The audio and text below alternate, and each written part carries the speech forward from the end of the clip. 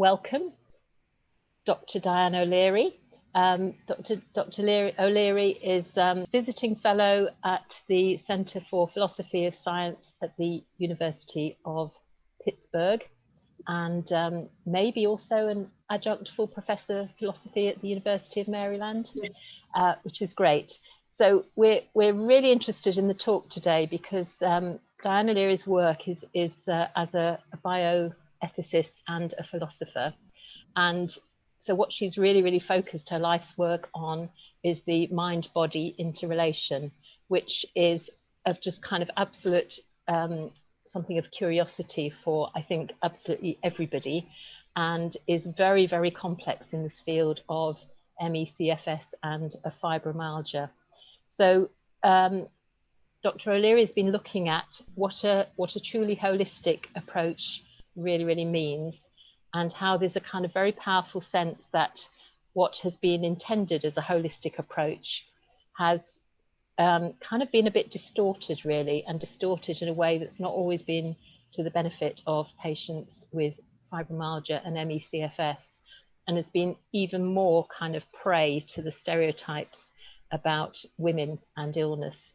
So we're hoping that Dr. O'Leary will explore some of those issues this afternoon about the interaction between ethics and medicine. Thank you, Dr. O'Leary. A huge thank you to you for joining us this afternoon from, would you like to say where you are? I'm in Washington, D.C. We're just outside it. So I'm in virtual Sheffield today. Thank you so much for that terrific introduction. You've really captured what it is I'm doing with the philosophy side of things and the bioethics side of things. And that's unusual, really, even in philosophy. What I do is a strange crossover of things. But I'm actually not going to say too much about philosophy today. Really, this is kind of an unusual talk for me because instead of relaying information about my research, which is what I would normally do in a talk, today I'm just going to kind of give you a historical context for how we got to this point historically where we have this guideline, what it means to have the guideline, and what the best path forward might be. So it's a much more general talk than I would normally give, but I think maybe the best way to respond to the guidelines. So, okay, let me go ahead and share my screen. Okay, so the very first thing I want to do is say hooray, hearty congratulations to all of you for the accomplishment that is the new guideline. So 20 years, maybe decades, really, because the principles of the last guideline were in place a long time before. So a great deal of effort and patience and hard work from the ME community, and you now have this draft guideline that protects patients from GET and curative CBT. So that is an accomplishment that I will talk about in some more detail. I just wanted to thank all of the organizations and patients who played a role in making this guideline possible, and really to just to commend you for the incredible accomplishment that it is. So here's the wonderful people of Forward ME, all of the organizations that come together in a unified way to make these kind of changes occur. And I just want to, because I have you all here, take this opportunity to particularly acknowledge the Countess of Mar, who has led Forward ME for 10 years in a most quiet and productive way. The Countess of Mar has worked on behalf of ME patients behind the scenes of government for decades. And I have known the Countess of Mar for 3 years. I have watched her work over this time period.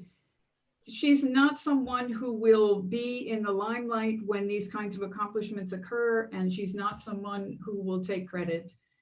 And since I have you all here, I just want to say that I think you would not have this draft guideline without her intelligence and her diplomacy and her commitment to unity.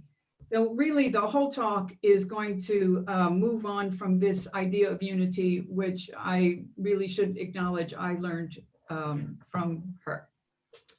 So here we go. Today, I'm going to start by talking about a bit of the history over the last 30 years that brought us to this point, and then say some things about what it actually means to be at the point of having this draft guideline for ME, and then make some suggestions for how to productively move forward. So along the way, I'll say some things about the kind of work that I do and where I fit into the picture. But really, this is more of a big picture from where I stand kind of talk, rather than about the details of the research that I'm currently working on. So, okay, some useful history on the BPS model. This is medicine in the 1970s. The medical professions and the culture at large challenged medicine's traditional focus on the body and its diseases in the 1970s. So up to this point, medicine was really a bioscientific discipline, and it had been very successful as a physical science. But suddenly in the 1970s, the medical professions and the culture at large came to feel that there was something very wrong with this focus on the body and its diseases, something problematic about not paying attention to patients, but paying attention only to bodies. So that kind of revolution in the 1970s led to a movement called holism, which was championed by a clinician named Dr. George Engel. George Engel developed a movement called holism, and really that came along with another movement called humanism, which is more on the ethical side. But holism proposed that medical science should not just be about bodies, but medical science should expand so that the patient's experience and the experience and their social situations and all of these other kinds of human sides can be brought into the realm of medical science, rather than having clinicians think, well, I do the body, and anything that isn't specifically about the body, well, that's outside the range of what I do as a doctor. So this is unquestionably a productive change for the history of medicine, a very, very positive shift that supports all of the kinds of concerns that people in the community of ME and fibromyalgia and medical unexplained symptoms would have. Engel did offer a very specific replacement for the traditional science-focused biomedical model, and that is, as many of you know, this biopsychosocial model, where the goal is to stop thinking just about the biological side, but to have clinicians also consider the psychological and the social side, so that health becomes this thing in the middle where the biological and the psychological and the social all meet. So this is the current definition of health for the WHO.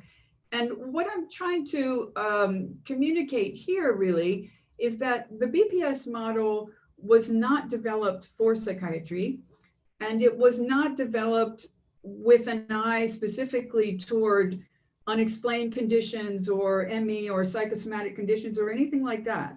The BPS model was created as a new philosophical foundation for medicine. And in that sense, the idea of it was utterly productive, very, very much a good thing. The thing is that the wisdom that drove the change from the biomedical model to the biopsychosocial model was executed in a confused and sometimes harmful way. So my work is largely concerned with the philosophical confusions that lead from the biopsychosocial model to the idea that unexplained symptoms must be psychiatric problems. That's, in philosophy, that's what I work on, that transition from mind to body. And in bioethics, I work on the ethical implications of that kind of reasoning. But here, I just want to focus on the idea that the biopsychosocial model is in itself not something that any of us would want to reject. It's just that it was executed in a very philosophically confused way that's led to a lot of trouble. One very, very positive thing that came from the biopsychosocial model is that it made bioethics possible as a profession.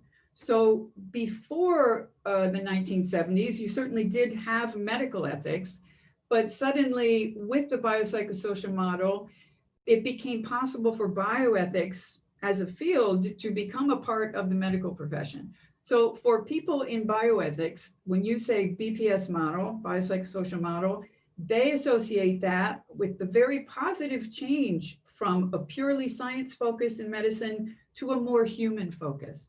So if you say to a bioethicist, that biopsychosocial model, that's no good, the bioethicist thinks you're challenging bioethics. So the language there really gets in the way between communicating between patient advocacy groups and bioethicists, because bioethicists really cannot imagine any sense in which the BPS model could be a bad thing for patients, because it's the foundation for the field. On the less positive side, the BPS model also made it possible for psychosomatic medicine to develop as a profession. So of course you had psychiatry and hysteria for centuries, thousands of years before the 1970s, but the BPS model legitimized it as a form of psychiatry that has relevance for everyday medical practice. So in the 1980s, this is quite recent, psychological explanations for symptoms get legitimized in medicine. The idea of female hysteria gets renamed as conversion disorder, by the way, not changed in any way, just renamed because it made women mad. And unexplained symptoms right in the 1980s and 1990s get reframed as for a while as something called abridged somatoform disorder. And then that transitions into the idea that medically unexplained symptoms, all symptoms that doctors have not been able to diagnose, must be of this mild little version of a psych disorder that's so common that it doesn't warrant a full mental health diagnosis. So the idea of medically unexplained symptoms is the bread and butter of psychosomatic medicine, and it is in no way new. It is what the field really set out to do initially back in the 1980s and 1990s. Keep forgetting that clicky. So what this field offered for clinicians was, okay, you have maybe roughly half of symptoms in outpatient care that are unexplained, and psychosomatic medicine stepped into the field right in the 80s and 90s and said, hey, we have a way to manage diagnostic uncertainty so that it's not uncertain anymore. We have an explanation for all of these symptoms that you don't understand. We have a method for managing them. And we even have a way of explaining why patients get so mad at you when you suggest that their symptoms are caused by their psyches.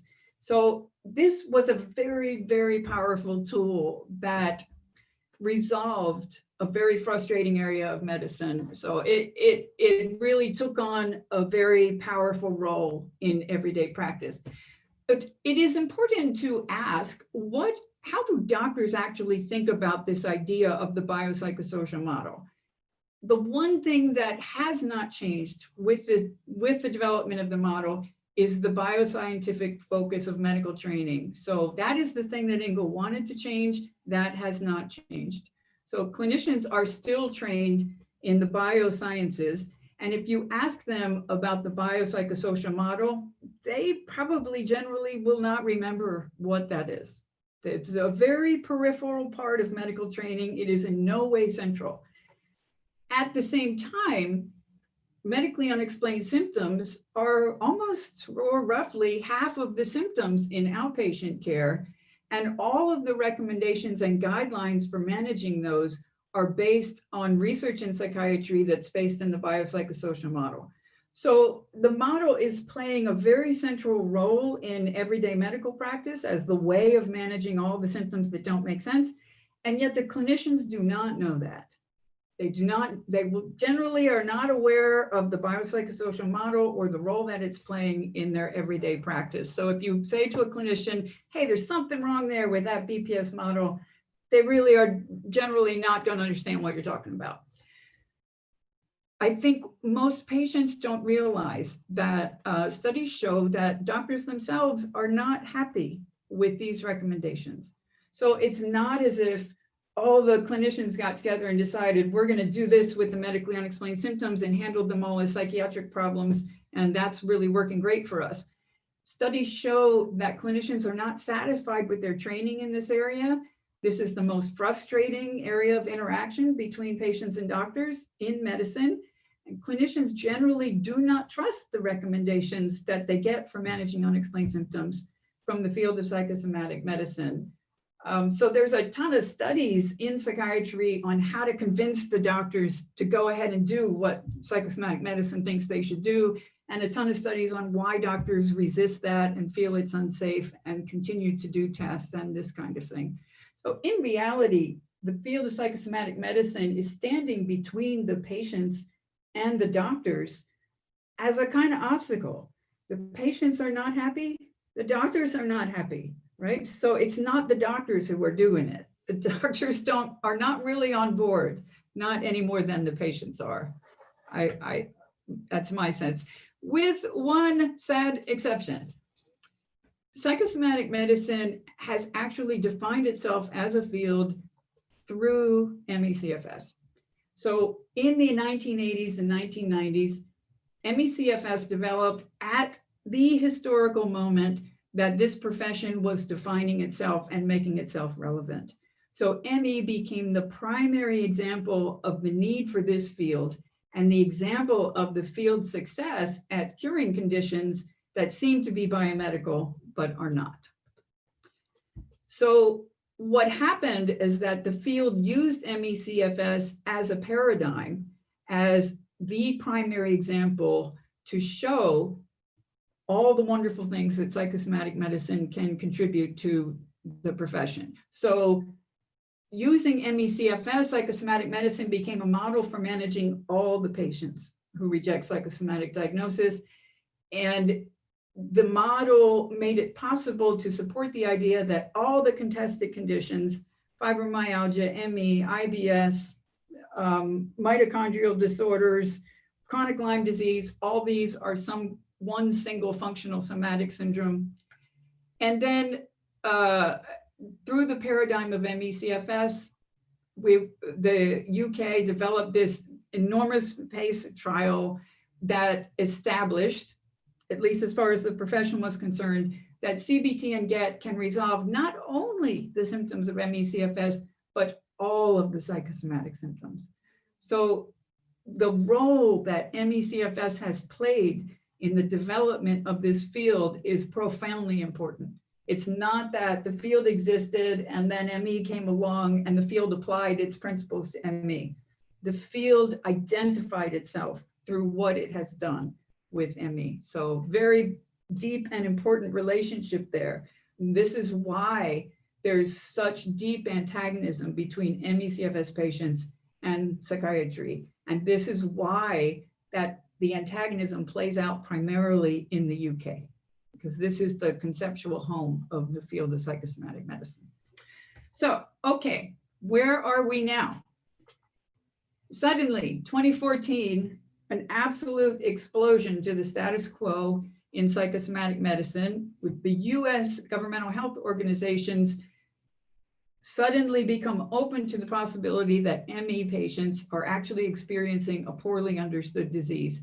I do want to say that that did not happen in a vacuum. That happened through the very hard and intelligent work of advocates, patient advocates, and the clinicians that were working with them, the researchers working with them in the US. That was a really incredible accomplishment, I think. My sense is that in medical history, that will stand out as a big, big moment in the history of medicine. So that shift, that openness to the possibility of genuine disease in ME patients led to these investigations with the IOM and the NIH, and these definitively affirmed that the psychosomatic program for ME/CFS was a medical error. And it's important to recognize that they actually use the word discredit in a lot of this material. So it wasn't just, well, we think maybe this isn't a good idea. They actually discredited this approach to managing ME/CFS. So that went along for 5 years or so. And then here you are in 2020, certainly not magic, through a great deal of hard work and intelligence from many people. And here you are with a draft guideline in the UK that protects ME patients from the psychosomatic treatments that have defined the field. I would think it's really important to try to pin down what exactly this means in the history of psychosomatic medicine and in the context in which psychosomatic medicine affects all of medical practice. The first thing that you get with the draft ME guideline is that it rejects the conclusions of psychosomatic medicine in the field's conceptual home. So it was one thing for the US to reject these conclusions. It is a whole other thing for the UK health system to reject them. That is an enormous change in the medical profession. Second, the draft guideline, and I should say again, I know that there is some work to do with the guideline. There's some concern about how it will end up, but I do think that you can count this as a win. I think it's clear that you are on the track here. I think it's clear the accomplishment has been made. The second thing that the guideline does is that it rejects the conclusions of psychosomatic medicine with the quintessential psychosomatic condition.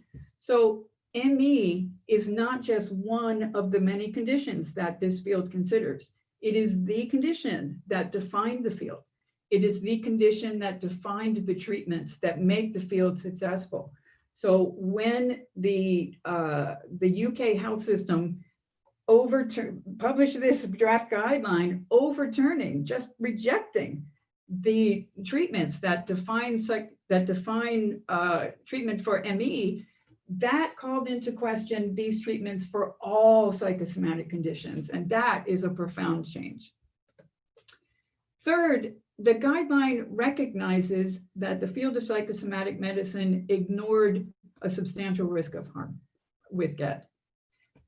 That example means that the question of risk of harm and ignoring of the possibility of error and harm now has to be raised for all unexplained conditions. And finally, and perhaps most importantly, this guideline recognizes the value of patient testimony that has been ignored by the field of psychosomatic medicine since the 1980s. And that change is immense. And I think maybe that is the one that patients feel most deeply. This is a rejection of the field of psychosomatic medicine, or at least as it traditionally stands, and it will reverberate far beyond ME/CFS.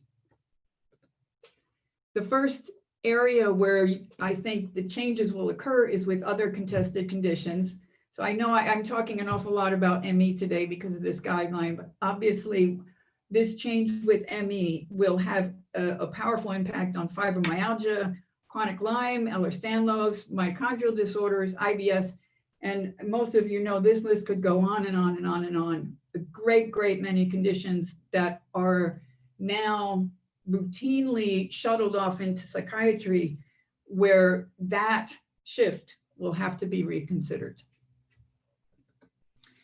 Medically unexplained symptoms in general now need to be reconsidered, because the UK, which is the home, the conceptual home for everyday management of MUS around the world, the UK has said psychosomatic medicine has been doing an unsafe and unproductive thing with the quintessential psychosomatic condition. So this forces the question of whether management of medically unexplained symptoms as it currently stands is safe.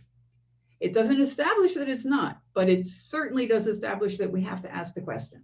So now we're in the position where patients with conditions that generally lead to a long diagnostic delay, like autoimmune diseases and rare diseases, those patients have waited a long time to get diagnosis because of the MUS standards. And it is time now to reconsider those standards.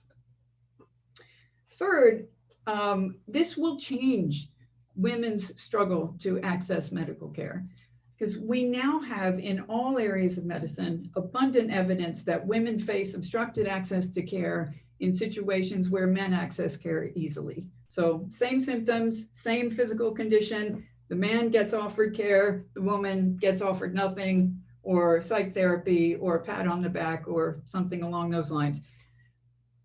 Clinicians are still advised at this time that women's symptoms are far more likely to be psychosomatic. So the NHS at this time is saying women are 3 to 4 times more likely to experience functional symptoms than men.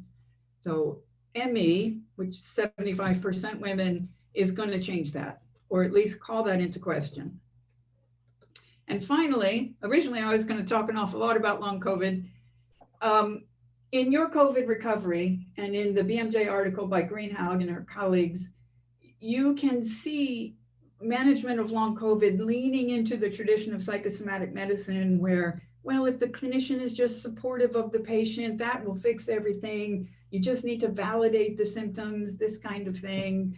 There's GET being suggested, even maybe not directly, but clearly GET is in the program there in your COVID recovery. At the same time, you see the NIHR and the plans for the new long COVID guideline are leaning toward a model that's much more aligned with biomedical caution and respect for patient testimony. So I think up to this point, the UK was soul searching at the mind-body line when it comes to long COVID. And my sense is that this change, the Emmy guideline, is likely to tip that balance. I hope that it will. I think that it will. So this leaves us with one big question. What about FND? What about patients with functional neurological disorder? That is the last issue that I want to consider. Functional neurological disorder is defined at this time as a condition in which people experience neurological symptoms in the absence of an identifiable physical or structural cause. FND is approaching on the horizon as MUS recedes. And in the most recent research on FND, you are now seeing neurologists say, yeah, in primary care and in general practice, you can diagnose FND for everyday unexplained symptoms. So the shift from neurology into general primary care is occurring. There is a kind of a change, I think, happening from MUS to FND. So FND replaced conversion disorder in DSM-5. Conversion disorder replaced hysteria. And the leaders in the field of FND were actually the students of the original leaders in psychosomatic medicine. So Wesley and Sharp taught Carson and Edwards and Stone and the people who are now leading research in FND. So it's kind of the second generation of the field of psychosomatic medicine. There is a lot of animosity between ME patients and FND patients. And I've had plenty of debates with leaders in FND and FND patients on Twitter, and a lot of them have been very heated. Some of you have seen those. I just want to say that the animosity between ME patients and FND patients really plays into the agenda of psychosomatic medicine. It does not serve patients for ME patients and FND patients to be at odds with one another. It serves the agenda of psychosomatic medicine. So I want to ask what we can do about that. The first thing I think is to concede that here we are, patients with ME have accomplished this guideline, and now that we're here, we can say, okay, some people suffer from psychosomatic conditions. This is true. The people who do suffer from psychosomatic conditions need psychiatric care. So there is a place in medicine for a construct like FND. Given that concession, we need to ask, what can we do to make FND safe and effective for everyone? I think we can use ME to focus on the problem of error. We know that patients with ME are still captured by recommendations for FND. They try to say, oh, well, officially, no, ME shouldn't belong here, but ME is still captured by FND. But we know now with the new guideline and with Decode ME that this is an error. That means that the standards for FND have to be revised to be more cautious. So error is really the core thing that needs to change here. FND will not be an evidence-based construct until it includes standards for avoiding error and it establishes the safety of those standards with brand new research. Finally, I think it would be productive to join forces with women's groups to demand recognition of the harms of gender bias in psychosomatic medicine. So FND is still described as the modern day equivalent of hysteria. That is from an article by a neuropsychiatrist in 2017 with no discussion of the social problem of that or the problem for women. And FND still diagnosed 2 to 3 times more often in women. Psychosomatic medicine has never acknowledged evidence that women face obstructed access to medical care, and there has been zero effort to develop a socially just version of care for psychosomatic symptoms. So change the problem of error, change the problem of gender. That's what I would suggest.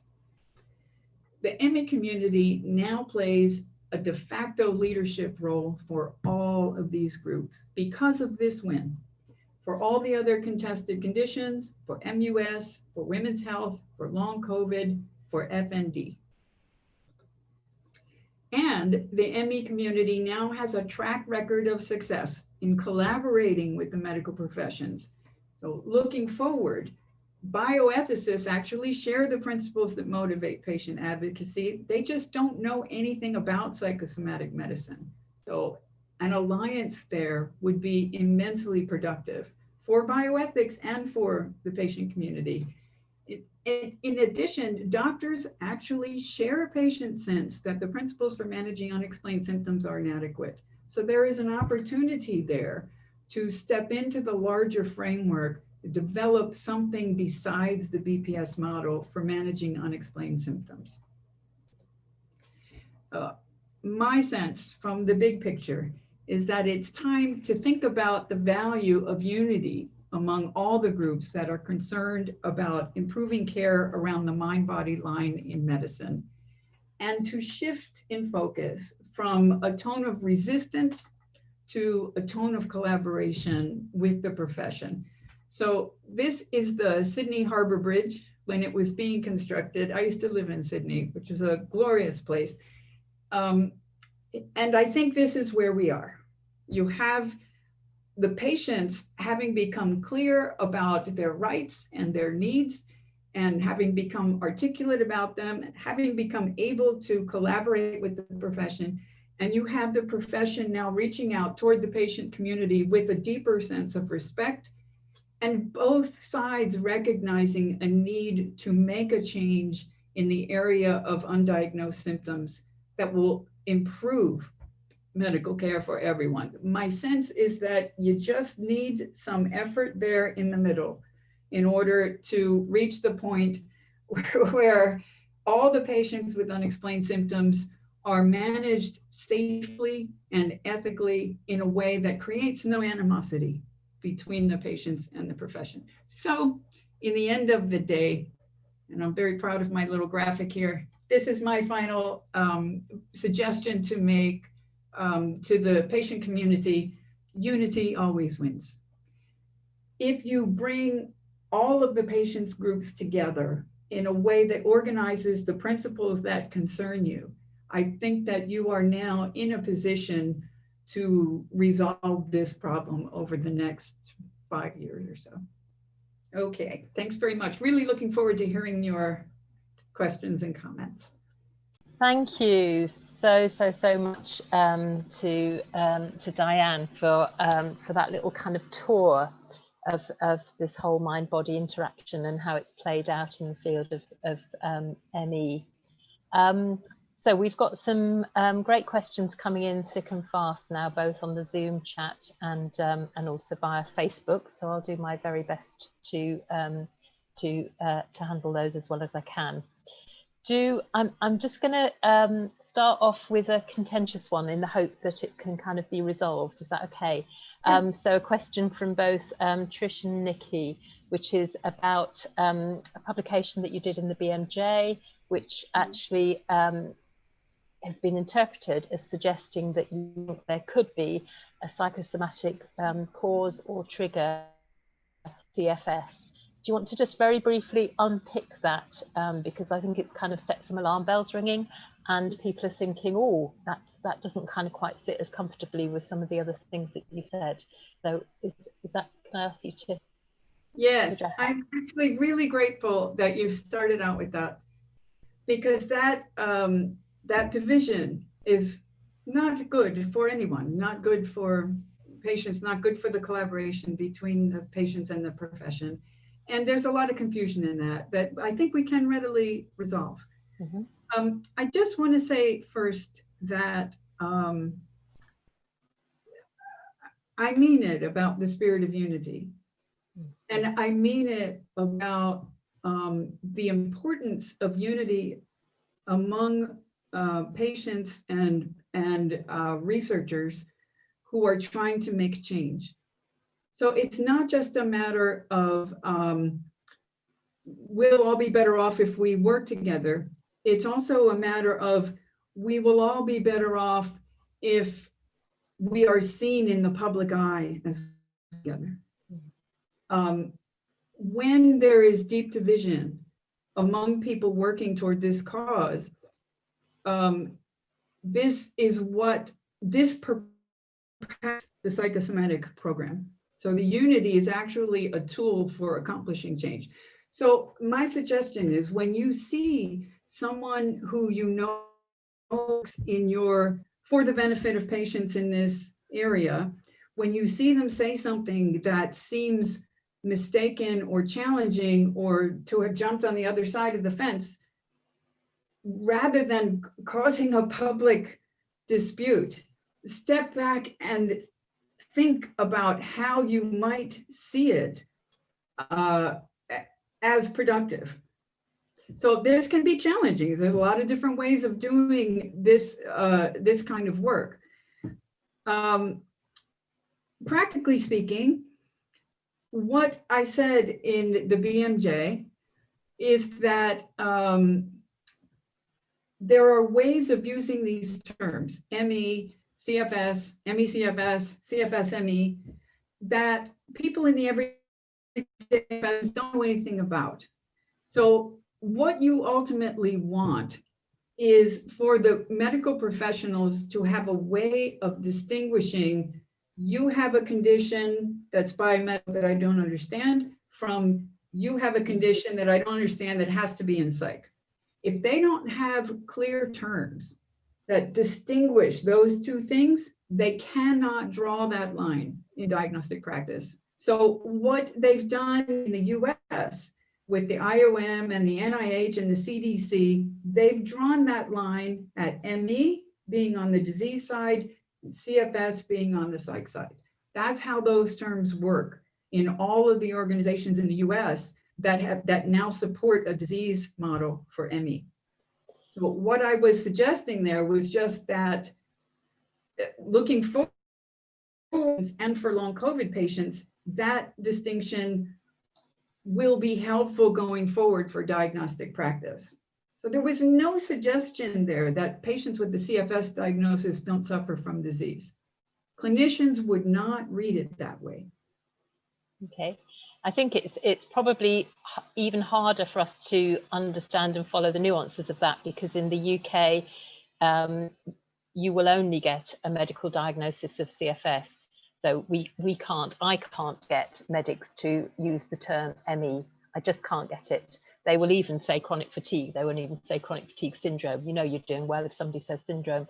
But so I guess that debate feels a bit different in the UK, possibly. Yes, I think it does. I mean, naming is an incredible obstacle in this area. Naming is very difficult because you have to talk about the thing you want to name. And it's a very complicated business.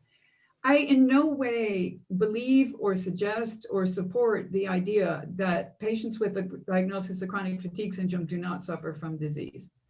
That is not my view, and that is not a view that I would ever promote in the profession. What I promote is crisp terminology that forces clinicians to distinguish between I don't know and it's psych and I don't know and it's disease. Okay. And CFS works on that line. That's enough. Okay, and I think we're all on a journey, aren't we, where we're still struggling with the precision of the terminology in an illness where we haven't got the biomarker, we can't absolutely clearly, but there are diagnostic differences, I think, between Emmy and CFS, and I think that's kind of that debate, I'm sure, will run beyond this meeting.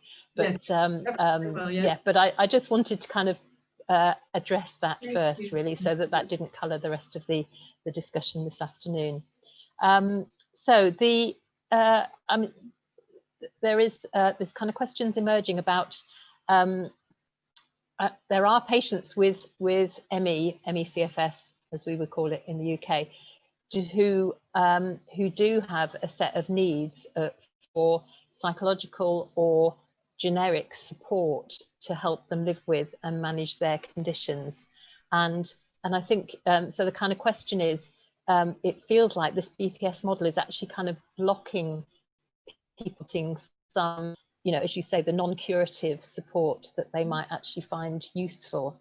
And so I just wonder whether you've got comments about how to unpick that, or what language can patients use to kind of help ask for the support they need without them being kind of funneled down a MUS route or an FND route or a psychiatric route or a psychosomatic route. Yeah, that's a really great question. One of the most productive things about the guideline as it currently stands is that it makes this very clear distinction between CBT that's intended as a cure, CBT that's intended as supportive.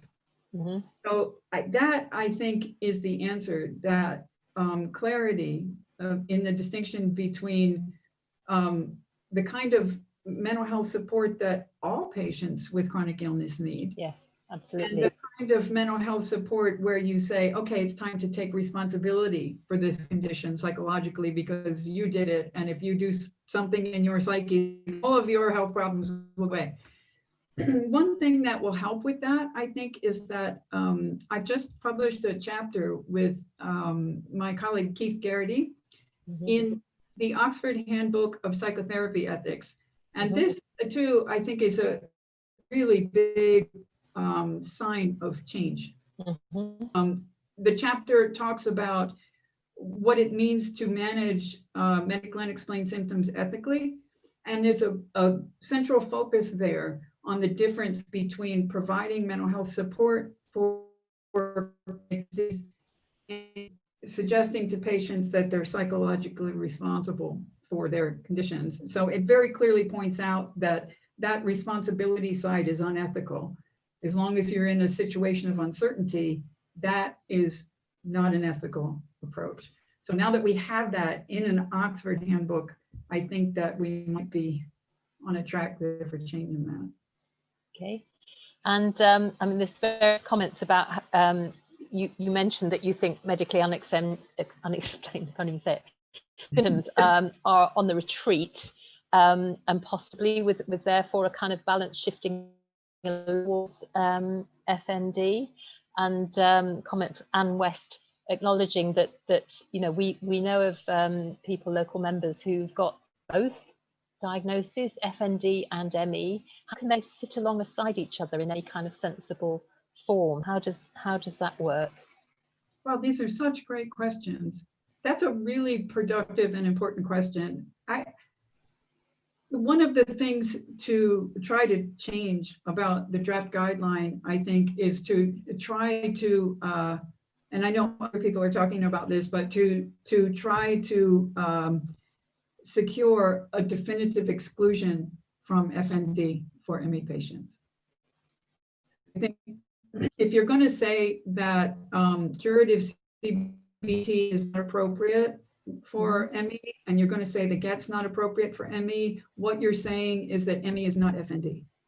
It's not possible for the principles of the guideline to be aligned with a diagnosis of FND. Okay. So patients who have an ME diagnosis can now say, yeah, I have ME. I don't have FND.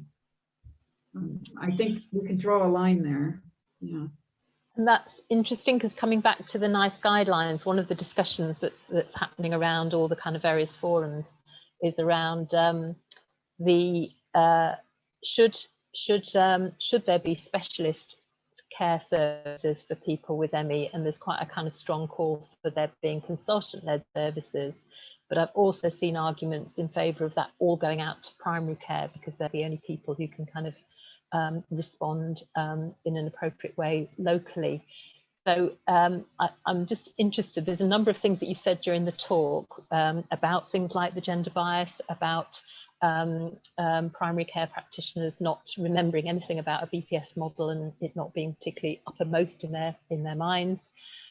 What's your view about where we should be taking, I mean, we're going to be doing some consultations, but where we should be taking the kind of really specialist consultant-led services, or much more emphasis on primary care-led services?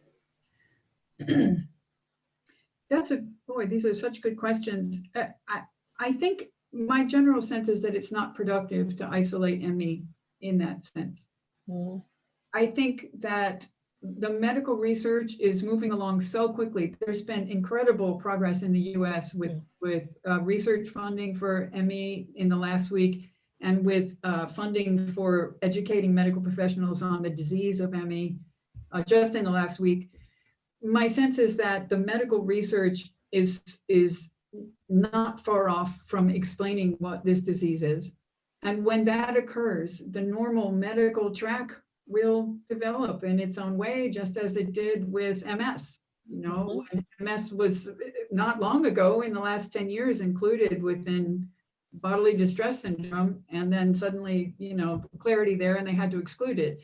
So ME will become its own disease before long. And when it does, we won't need, you know, the idea of specialist care for ME will perpetuate the idea that you need a specialist field, namely psychosomatic medicine. And that's something you want to resist. ME, there's enough medical research now to show that ME is a disease, and what you need are doctors. What you need is medical research and a normal medical track. That would be my thought on that. With medical education, presumably. Yes, with medical education, it's just going to be, you know, heart disease, diabetes, ME. I expect it will not be called ME. I don't think that's going to be the accurate term in the end of the day. They're going to find a more accurate medical description for the disease, and then care will proceed according to that new name and new definition. That would be my guess. So one of the fears that I think a number of us share is will all who are proponents of the BPS model and who are very much of the psychosomatic leaning just begin to shift themselves towards fibromyalgia, because that hasn't quite got the same kind of amount of research investment? You know, are they just going to jump onto the next thing? And I have to say, we've already seen that. I've seen a publication recently by Professor Chris Burton, who's on the NICE panel, who's local to Sheffield, just beginning to kind of shift in that direction. So in acknowledging that actually some of that argument with Emmy is being, you know, it has been addressed by the NICE guideline or draft guideline, but is that going to shift to some other things now? Yeah, this is why the unity is so important, because if ME is the paradigm for psychosomatic medicine. So given that we now have the whole globe acknowledging an error an error, a medical error with the way that the field of psychosomatic medicine has managed ME, we must ask about that error with other conditions. So you can't just say, okay, well, ME is safe. ME is a disease. Let's go ahead and do our psychosomatic medicine with the others. Now you have to ask, well, wait, how do you know you're not doing the same error with fibromyalgia, right? That is what evidence-based medicine demands. That's not a little patient. That is what evidence-based medicine demands. And to be honest with you, if we hadn't had this guideline, I would have talked more about fibromyalgia. But there is abundant evidence that fibromyalgia is a disease, and particularly a sensory processing disease in the brain that is not driven by psychological distress. There's strong evidence for that that's ignored in the FND model, and that, so that's a whole other story. But yes, resist that. That's not. They will try to shift to the other conditions, but you now have this ground of error. The issue of error is now central. Okay. Yeah. I think the idea of error is a kind of key message I'm taking out of this. So that's really, really helpful. There's quite a lot of chat from a number of people about, so from Kit saying, backed up by Joan Crawford, about the need for this kind of cultural change. And it certainly feels to me that the NICE draft guideline is significant in that move. Whereby actually patient voices are heard. So, for example, Kit is saying in terms of mental health, if you have the right language, you can describe your own symptoms and differentiate which is the kind of mental health stresses that you're under, or the challenges that you face, as being distinct from the things that you think are related to your conditions. So is there a kind of growing articulacy that we can support patients with? And also, is there a growing, a cultural shift or an awareness that we can equip medics with that can actually hear some of that subtlety of difference? Mm-hmm. Yeah, you mean? I mean, beginning to trust patients with their own ability to distinguish between what are some of the mental health challenges they're facing and what are some of the core symptoms they've got. Yes, I see. Yeah, there's two issues to disentangle there. One being this change to trust in patients' testimony. And that's really the most profound part of the draft guideline, is this willingness to trust patients' ability to discern when they suffer from disease, and patients' ability to discern when they need mental health care and what kind of mental health care they need. It has been a really grotesque period in the history of medicine for patients to be mistrusted at this scale, to this extent, to the extent of severe disease for so many patients for so long. That era is ending, I think. Mm-hmm. But you're asking another question there about a shift in the public. And I think part of what can occur if these organizations unify, if the Emmy and Fibromyalgia and MUS unify with the women's health organizations, and you're seeing movements on social media where patient anger about this area of medicine is bubbling over into a kind of public fury. Mm-hmm. And you saw this with these, the BMJ published an article on incendiary healthcare hashtags. There was a couple of not so nice hashtags that went around about doctors, where patients in unprecedented numbers posted stories of doctors having dismissed them when they ended up having disease. This anger is coalescing, I think, in the public eye. And that is a great benefit to patients. Mm-hmm. It's coalescing at a time when ME patients have earned a place at the professional table. Yes. I think that combination can professionalize this issue. Mm-hmm. and lead to a productive change much more quickly than you would have seen otherwise. Okay. And are we on a journey still in our understanding of all this? And do you anticipate that we will end up with a slightly kind of different mind-body interaction, understanding language, science? You know, will it move? You know, we've had to assert the physical, biomedical diagnosis and definition of ME. Will this now kind of open up slightly more complex, but with a different power balance future? Yeah. I don't know what I think. So yes. Yes. We're in the midst of a major upheaval in this area. Yeah. I think that's clear. I mean, having the UK health system reject the conclusions of psychosocial, okay, all bets are off. This is all new. But you're also asking there about the mind-body issue, and that's really that I didn't talk much about that, but that's what I'm focusing on, at least in my work as a philosopher. It's trying to clarify the philosophical confusions that lead from, oh well, mind and body are unified, to, well, if I don't know what's wrong with you, it has to be in your mind. Yeah. Right? There's a lot of philosophical confusion in that, but it's very technical and often very abstract.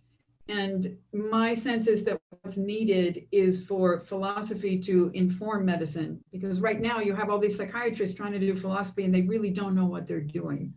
Mm-hmm. They've misdefined dualism, they've misdefined the idea of mind-body integration. It's very, very confused. So my sense is that I can do something to fix the philosophical confusions there and to show how the implications that they have for everyday practice. So I'm hoping to try and create some movement of that kind. Okay. There was a query from Peter earlier about, given the nice draft guideline, do you think there's any kind of openings for compensation for people who've been treated inappropriately over the years, over the many years? And there's also questions about this kind of the labeling, the ME CFS labeling. You suggested maybe there'll be a new label for ME, and you know, I think people are intrigued to know whether you've got any ideas yet. But in terms of the conversation, that's a very interesting question for me, because socially, I have been thinking a lot about, you know, this area of medicine as a social justice movement, and I think that's a really good way to think about it. For some reason, for example, in medicine, you can be an advocate for women's rights, you can be an advocate for racial justice, you can be an advocate for disability rights. You cannot be an advocate for patients who lack diagnosis.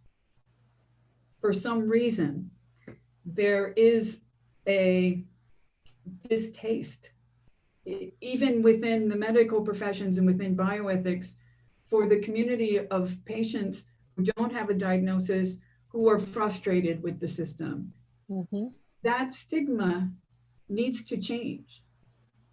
My sense is that we need to bring this issue into the social justice discourse. This is an area where bias and discrimination are causing great harm, physical harm, disease, death. I'm hoping that we can change the social attitude toward this group in a way that recognizes it as a viable social movement. That would be my hope. And that feels like that's been very much taken a step forward by people being heard through the nice draft guideline, which we hope is not diluted by compromise over the next consultation period. Yes, I think so.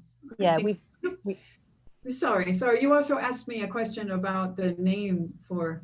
There's still a lot of chat about the ME, the CFS divisions, and the labeling. Yeah. Okay, I'm not surprised about that. I just want to say that the language that speaks to clinicians who know nothing about this, clinicians who know nothing about the BPS model, clinicians who are getting these droves of long COVID patients. I don't know what's wrong with me, and the doctors have no tests and no treatments, and what are you supposed to do? What they need is a name for I don't know, and it's a disease, and a name for I don't know, and it's right. So Yeah. what I offered in the BMJ was use Emmy or ME-CFS for I don't know, and but it's a disease. Use CFS for I don't know, and it's psych, because that is the way that the terms are used in the transition that's occurred in the U.S. And I think the reason why ME patients have pushed so hard for the label of ME is because they recognize that CFS is the term that's used by psychosomatic medicine, right? The PACE trial is about CFS. It's the CFS standard that is now called not credible in the US, right? So it's just a way of giving them a name. That's all. So there must be names. That's so my understanding, if this is right, is that you're trying to reclaim the positioning of ME-CFS on the biomedical side, yes. And that's intended as an empowering claim to that's helpful. That's a really Thank you. good way to put it. Yes, as an empowering claim, because the field of psychosomatic medicine has claimed the term CFS. Okay. And I think it's understanding that intention and making sure that intention itself doesn't become distorted in the discussion. So thank you. I feel like I've understood a bit more. That's really helpful. Okay, we let's just check, is there anything? Comments from people saying, it's chronic fatigue, even BFS, that may be a serious problem with this as well. So go on. I think it might help to point out that the ME community knows so much more about these terms than any clinician knows. Chronic fatigue syndrome, CFS-ME, ME-CFS, all of these different terms, all of you have immense knowledge that's detailed and subtle about the shadings of all these terms. Clinicians have none of that. They don't know anything about any of these terms. So what they need from you is simplicity. What they need from you is a clear thing for it's a disease and a clear thing for it's psych. And they need it to be so clear and imaginable in the clinic, right? Click this box, click that box. That's what they need. And I think it sounds from what you've said about the work in the US that we're actually significantly nearer to being able to be much more definitive and to be diagnostic about what we are talking about here. So I'm going to move us away from the conversation about names, because I think there is the unity between us is that we all want a language and a clarity that doesn't cause division within the community, and that does actually enable us to articulate very well to those with control over the resources what it is we need moving forward. So I'm just going to check whether there's any last minute questions that people feel I haven't sort of addressed somehow. By weaving them into all sorts of other things. Yes, long COVID, where the guideline is coming out next week, I think, and it's got this fantastic, hope you're all sitting up, I think about 5-day consultation. So the time to actually respond to that is an amazing challenge for anybody who's got long COVID. We are finding, locally that, there's shed loads of money being spent and the services and there's all sorts of things happening. Again, we're really anxious that the go-to place for those services is kind of, let's think about fitness and recovery and health and exercise and all those things. So that's, we're really, really hoping that the guideline that comes out next week actually addresses that and is well informed by the ME draft guideline, but we have no reassurance until we see it that it is, because long COVID has been the opportunity for the the same psychiatric lobby to get themselves mobilised and involved again. So yeah, I don't know whether you have any comments and thoughts about how long COVID is being looked at in the States. It's a lot harder to trace because we don't have a unified health system. We don't have guidelines. You know, it's all dispersed. But I do want to say about the guideline in the UK and about because again, UK is the conceptual home for psychosomatic medicine. So what the UK does with long COVID will be the most powerful influence for what the globe does with it. Right? So this is going to be a model, right? Yeah. It's very, very important what the UK does with long COVID. And the work that's been going on with people in the Emmy and fibromyalgia communities on long COVID has been amazing. I've just been so impressed by the diligence and clarity and collaborative spirit of that work. I guess I might suggest that the influence of traditional psychosomatic medicine in the long COVID debate is very, very deep and very quiet. So you don't always see the power that they continue to have, but you see it, for example, in the Your COVID Recovery. You just see it there. Yes, absolutely. Right? You see it in the Greenhow paper, you know, it gives the first practice pointers. It's not stated there explicitly, but you see it there. It's very hard to dispute something that is not stated explicitly. But I would suggest great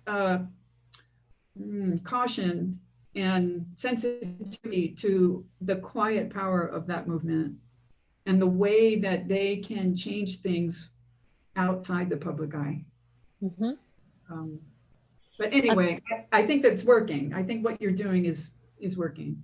And definitely comment from the chat box that there is this fear by people with long COVID, which is 1,000,000,000% understandable, that they actually don't want to be linked up with the ME/CFS community because that massively reduces the amount of hope and because of how things are currently at the moment. So yeah, I think we all know, I think everybody here knows the need to be highly vigilant about some of the things that are going on quietly behind the scenes, and certainly there's an awful lot of people here today who've absolutely worked their socks off to also be quietly vigilant, and some of them noisily as well, to try and influence to the benefit of people with ME and fibromyalgia and other conditions.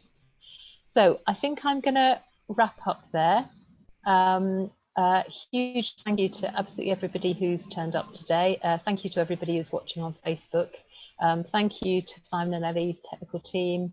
Thank you to Carol Prince for organising the talk, and of course the biggest thank you of all to Dr. Diane O'Leary for sharing her thoughts with us today. And I think we feel that we've had a very, very good kind of dig around some of the philosophical and ethical issues, and it's only through debate we actually gain better understanding of each other's positions and the nuances and the language and all those kind of challenges.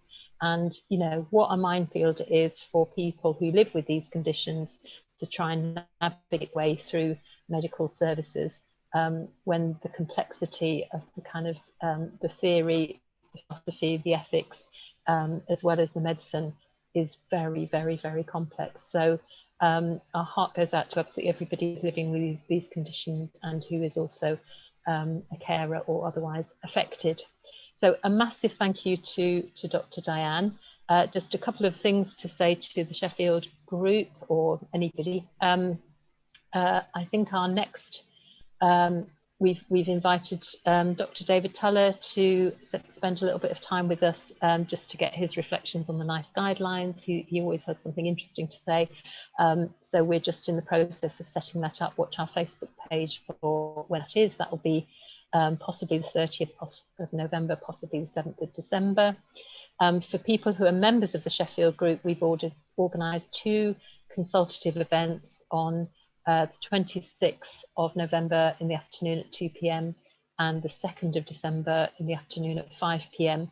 And that's members only events, and that's for us to kind of share what is made about the guideline, and to as stakeholders to put in a response based on the stories and local views.